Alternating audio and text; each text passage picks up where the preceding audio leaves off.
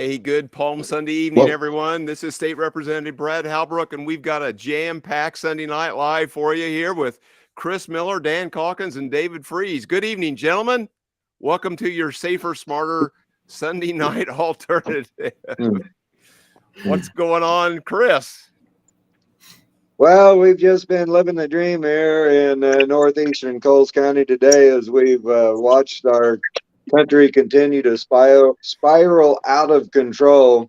You know, the state's in shambles, the country's in shambles, and the swamp has become a hot tub for most politicians in Springfield and Washington D.C., and we're looking more and more like a banana republic every day. Exactly right. Just Well, to cheer also, you up. what's Just that? to cheer you up to start with. Well, yeah, I got it. So, also helping us in this relentless pursuit of truth, logic, and common sense, Dan Calkins. What's going on, Dan? oh, greetings from Decatur. All is well. Fortunately, not a lot of damage here from the storm, but around the state, it wasn't very good. By the way, Amy Grant just tried calling me, so I don't know if somebody wants to text her. Maybe she wants on tonight. I Ah, don't know. Yeah, you ought We'll to be fine. see if he wants to check in. So Yeah, we'd have yeah. a bipartisan meeting tonight. yeah. Oh, now don't be rude to Amy. Well, and so All is well. tonight we got. Great here Sunday night. Thanks, Dan, for joining us, and also hopefully helping us to elevate to a higher level from the definition of mediocrity. David Freeze from the southwestern corner of the state. David, hopefully you'll bring a new level to the program here this evening. Well, I am going to be positive this evening, given the fact that the weather was absolutely beautiful today here in Redbud, Illinois. Although I spent most of the day watching my daughter play basketball, trying to raise two kids with the proper morals and ethics. So hopefully we have future leaders, at least in this house, to take over and make some good decisions for our state in the future. Yeah, exactly right. Exactly right. Well, guys out there tonight, appreciate you tuning in. And I know the weather was tough this weekend. A lot of places we've got some damage in northern Illinois around Belvedere, evidently, and in the southeastern part of our state or our corner over here in Robinson. There was a few fatalities, a lot of damage, a lot of houses blowed away and damaged alike. And so we continue to pray for the recovery there, pray for the loss of those families, and it's just tough when we have the spring weather blow through like it does. Tornadoes just pop up and do their damage. It's unpredictable, and so anyhow, we got to pray for those folks that are mourning the loss of family members and friends, and the ones that are assisting in the cleanup and getting everybody's power back on. So with that, guys, we've got to help our viewers tonight navigate through this Let's Go Brandon economy and the Let's Go Pritzker economy too. And, the way they want to run the policy in the state is just crazy and in the nation. So we had a great press conference on Monday over in Danville. Chris, you kind of led that off. That was an interesting press conference. Any comments about how that went? No, I think that I think that one of the things that we've been called to do and challenged to do and charged to do is to expose what the radical left and the Democrats are up to, and because they were trying to open up that abortion clinic or baby killing mill under the cover of darkness, and it's really a tragedy because the people of Danville don't want that, and the information was really hard to come by, but we had to finally FOIA everything to find out what was really going on, and come to find out what we thought was true. And I know that was one of the things that we wanted to do when we were there on Monday, is to peel back the layers of the onion and expose what was going on, so the people of Danville, the good people of Danville, can rise up and say they aren't going to do this on our watch. And so I thought the press conference went very well. We got a lot of good coverage, and hopefully shined the light of truth on that whole mess there. Yeah, exactly. No, I thought it was a great press conference, and Dan, you were a part of that. Adam and Mary Kate Zander from Right to Life, and it was it was a good conference, well attended. We had 50, 60 plus supporters from the community there, so Yeah, thought it was a good event. So hopefully, Yeah, well, it's interesting that this abortion doctor from Indianapolis mm, is going to take charge of that clinic if it actually does get built. We hope that the city council will come up with a resolution and maybe some zoning or some other problem, create some other roadblocks if they can. But I mean, this is I guess the typical, this is what Governor Pritzker and the Democrats want. They want these abortion doctors to come from all over the country. I right. don't know what this lady's medical record is. I'm going to presume that she's got a spotless medical record. But if she didn't, she's still welcome here to practice Mm-hmm. performing abortions. So out of state, coming here, taking advantage of the laws of Illinois and the taxpayers. Right. And the people, you're right, Chris, the people of Danville were not happy Monday. Not at all. Yeah, unfortunately, I was not able to make that. I saw that on the Illinois Freedom Caucus site. Great press conference. It's very unfortunate. Here we find ourselves. I remember, the Democrats always advocated safe, legal, and rare. Yeah. That is not their position anymore. It's full-fledged, full-on abortion, regardless of what's going on. It's I mean, for those of you who are, have a religious background, it's like a sacrament. It's really sad where we find ourselves today. Yeah. Well, it's no doubt a religion. It's no doubt it's a cult. And what does cults do when they get found out? They just cult harder. And that's what we see going on. And the taxpayers are funding this thing in the state of Illinois now. And I think that's just shameful. If the abortion stuff isn't bad enough, the taxpayers have to foot the bill for it. So just unreal. Just unreal. What is the number? Did they say about 30,000? The last numbers we knew was about 30,000 abortions a year in the state of Illinois. Yeah, I think it was maybe just a little bit higher than that from the numbers that we got the other day, if I remember right. Yeah, and the number of out-of-state abortions that are performed here in the state of Illinois, Right. We're the mecca of the Midwest for abortions, and it's sick. It is really just sick. Yeah. Well, we have so many wonderful things here in the state of Illinois, but yet we're known for we're becoming the baby killing capital of the Midwest, and it's really a tragedy. It's bad. It is. Well, and the folks that want to lecture to us that seem to think they have the moral authority over it, they're presiding over the murder capital of the United States, maybe the murder capital of the world, right? Yeah. They're killing them on two fronts. Yeah. Well, and we heard John Bach. Many of you all know John Bach. He spoke last night at an event Chris and I were at, and it was stunning, guys. He said that there are more murders in Chicago than 41 other states combined. Yeah. Annually. Crazy. Well, I think this ties in with abortion. It's the cheapening of life is what it comes down to. They don't have any problem disposing of an unborn child. They've cheapened life, and that carries over to those that are living today. Right. There's a reason why young men have no problem shooting somebody else in cold blood for no reason. Right. Yeah, you're right, David. So this I get an email every week. You guys can go to the website. It's called heyjackass.com, and the March summary came out for Chicago. 36 were killed, 144 wounded, but that's down from March in 2022 when 41 were killed and 193. So things are letting up a little bit, but it's still right at the average of the last 10 years. So I just think it's insane that we're lectured by these folks from Chicago. And of course, in light of what happened in Nashville, a tragic shooting down there first of the week, and the president wants to institute some nationwide gun ban. It's just crazy. Yeah, well, I mean, and I'm sure the rest of you have gotten some of the same emails that I've gotten, and people want to know why and why we have our position, why we are, fighting against these, I think, blatantly unconstitutional laws. And one of the things that I tell them is, so if the Second Amendment isn't what it says it is, what about the First?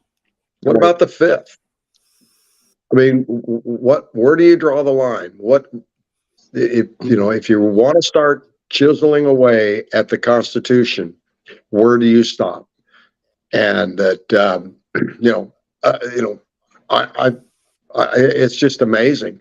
And the Second Amendment is, I mean, the people that wrote this, what kind of divine inspiration they had. But, the Second Amendment is the insurance policy. It's the insurance policy for the other amendments. And, Exactly. and if you lose that insurance policy, how do you enforce or protect or stand up against the tyranny of the left? And they tell you you can't assemble, you can't meet with your friends, you can't go to church, and then they tell you that you have no right to remain silent because we're not solving crimes fast enough, so you don't have a right to an attorney, and you don't have you're going to be convicted. And David, I mean, you see it, you see it in your law practice. Where does it stop? I think that one thing that we have to acknowledge is the entire Bill of Rights is under attack right now by the radical left and the people that want to destroy Illinois as well as destroy America. And, it's just, Barack Obama made the comment in, 2008 that he wanted to fundamentally transform America. And, Correct. with the banking crisis, with the cooperation of the Saudis, Brazil, China, and the collapse, they're hell bent on collapsing our dollar and ending our currency, and a lot of this is just because they've trampled on the Bill of Rights, and now they're wanting to censure us. They're wanting to take our guns. They're attacking the first 10 amendments, which is our Bill of Rights that are supposed to be guaranteed, because we're supposed to be a country that is governed by the rule of law. And they've made a complete mockery of all these things by their behavior. And, and I think that right now they're trying to inflame the people and piss everybody off so bad that they resort to violence. But I want to say that it's extremely important that we don't go down that road, because they would love to have a police state and love to continue to tyrannize all of us. And so it's important that we pray and that we vote and we do the things that we can do to civilly to keep these clowns in check and keep them out of our lives. But we can't do it through any type of violence. It has to be through the voting booth and quit electing these radical leftists to public office. Yeah. Well, you're so right, Chris. This comment that Barack Obama made in 2008 to fundamentally change America, many would believe that Joe Biden is Barack's third term. And what's going to be the shape of our country, the way things have accelerated since 2008, what's going to be the shape of our country if the Dems win nationally in 2024? I'm not sure voting is going to be enough, Chris and Dave and Dan. I'm not sure voting is going to be enough. I'm not sure what the answer is. Well, we have to vote, and we have to obviously make sure that the process is fair and honest. And we've got our work cut out for us over the next year. I mean, we have to make sure that the voting rolls are cleaned up. We have to make sure that people who aren't able to vote don't vote. We had that conversation on the driver's license bill. It'd take a huge effort, and people are going to have to care. They're going to have to stop being complacent and thinking, oh, it'll be okay, or my vote doesn't count. But they do. Every vote counts. We've seen it. We've over and over again. And we've got a year. We've got a year to get things fixed. Mm-hmm. Right. Right. Well, right. So voting is important, but there's many other tasks that's going to have to play into this. We've got to find the right candidates. We've got to find the right resources, the right support to help get them across the finish line.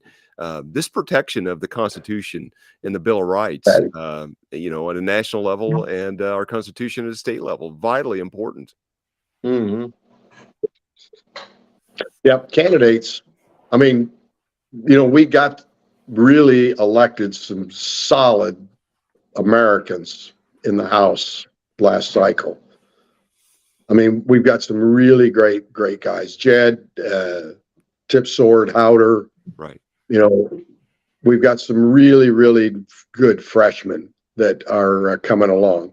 Right. But we need to supplement that. We need to supplement that, you know, in a year.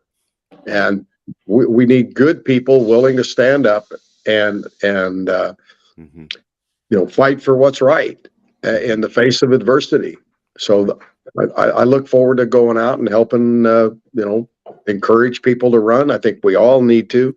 I know the Freedom Caucus will be involved in some of that, but we've got to find another 6, 8, 10 good, solid, freedom-loving citizens that are willing to come join us in the House. One of the things that we need to not forget to mention this evening in our conversation, how important the elections are on this coming Tuesday with the school board elections. And it's important that we've seen what the Democrats want to do. They want to indoctrinate our children because they know that if they do a good job, that they're going to be the leaders of the next generation, and they're going to be the ones that are governing. And we can see that because this group of freshmen that have come in on the left side of the aisle are about as radical as you could possibly get.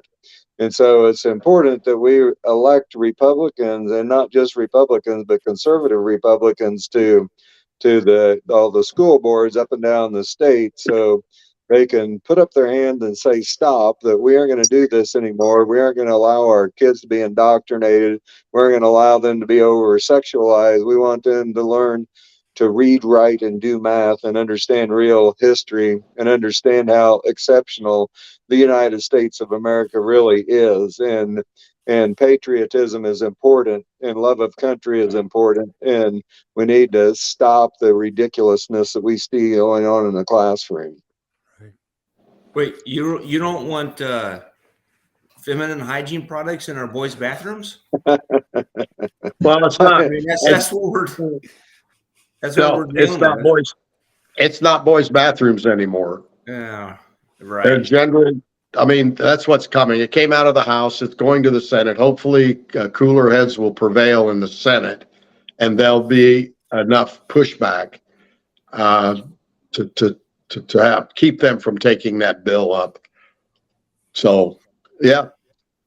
I mean, you know, I mean, obviously we need good candidates, but we need a grassroots effort. We need everybody involved. I mean, the problem is, you know, so many of the people on our side work, you know, 40, 60, 70 hours a week and raise a family. You know, they've got to set time aside, and we've got to get those guys engaged. Yeah. I think freedom is not as free as we think, and it's just going to take a lot of effort on everyone's part to maintain this level of freedom that is, some would say, slowly slipping away incrementally right underneath our watch right this very second. I mean, all this is just incrementalism, just, you know, death by 1,000 cuts, right? I mean, it's just who would have thought a few years ago we would be dealing with multi-gender bathrooms? Right. Yeah, that's amazing. Yeah. I've got my gender figured out. Yeah, I agree. Well, I hope so at your age. Yeah. No, we don't, David, don't go there. That's not nice. It's going to be 2-1. Well, the thing about it is is that we're watching in real time the attempted destruction of our constitutional representative republic, and people that are paying attention are beginning to wake up. And I know that anytime that I can get a hold of a microphone, I remind people that if you wanted to draw up a blueprint to destroy Illinois and destroy America, what would that look like? And my thoughts are you'd destroy safety and security, you'd destroy quality education, you'd destroy economic opportunity, you'd destroy the banking system, you'd destroy energy independence, you'd have a wide open border, and you'd take everybody's guns so they couldn't protect themselves. And I mean, we see this happening in real time, and the adults in the room have to stand up and push back with all their might to stop this onslaught to destroy America, and we have to call it out. We got to be loud. We have better ideas. The Republican Party has better ideas than the Democrats. Tax, borrow, spend, regulate. It's not working. There's never been an example where it's ever worked, and so it's important that we continue to push the fundamental ideals that make America America and that make America great. True. We got elections Tuesday. I think Yeah. we ought to, encourage before we get out of here, encourage everyone that's listening. You need to vote. You need to vote in these elections. It's school boards, municipal elections, mayors and such, council members, village board members. Yeah. And it's absolutely imperative that good people vote. Do not let these decisions be made on your behalf by someone who does not share your values. I think that's as politely as I can put it. Right. Well, and I know that I mean the rumor on the street is J.B. Pritzker has invested $1 million in these school board campaigns. I don't know whether that's true or not, but it smells like it's true anyway. To help the radical left get their message out and try to diminish law-abiding patriots from actually being elected to public office. Yeah, he Yeah. didn't have any problem spending money in our primary, so I'm sure he's got no problem spending money in school board elections. Yeah. Not Yeah. good. Well, the Chicago mayoral race is going to be pretty important. They had decided in Chicago they were done with Lori Lightfoot and her woke dumpster fire agenda. That didn't work out very well for her. But they've got a choice up there, don't they, guys? I mean, they could maybe go right back to where they were with one candidate and maybe not quite so much with the other, but they've got to kind of discern and kind of make the right choice in Chicago, or they're just going to have another 4 years of the same. Mayor Lightfoot could have survived this. We, remember when she came to Springfield early on, and we, told her we'd be happy to come up to Chicago and have lunch and hear about the governance. Right. And remember that she reached out to her and met us press conference and never heard from her again. To her demise. I could have saved her.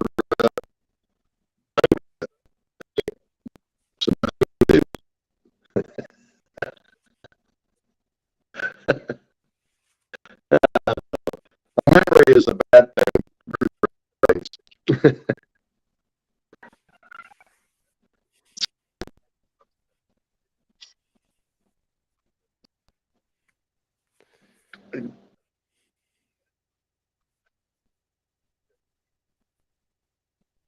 I lost you.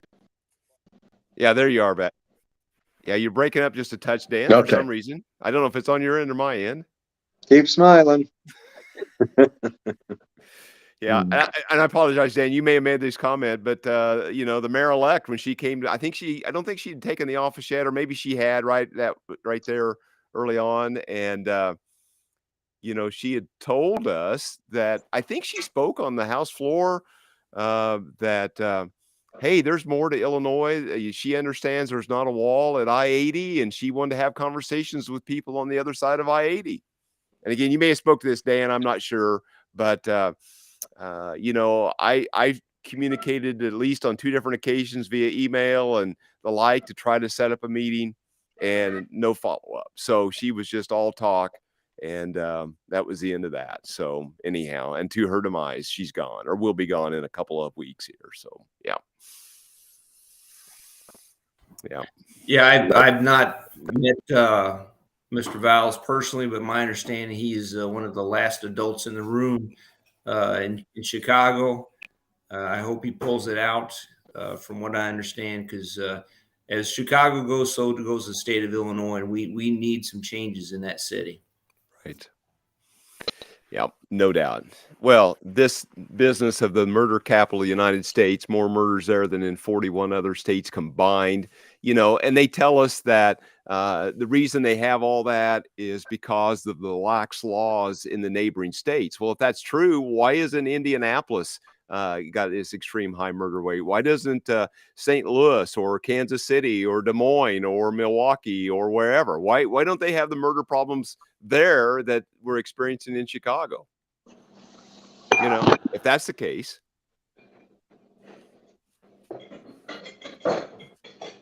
But maybe they speak out of both sides of their mouth.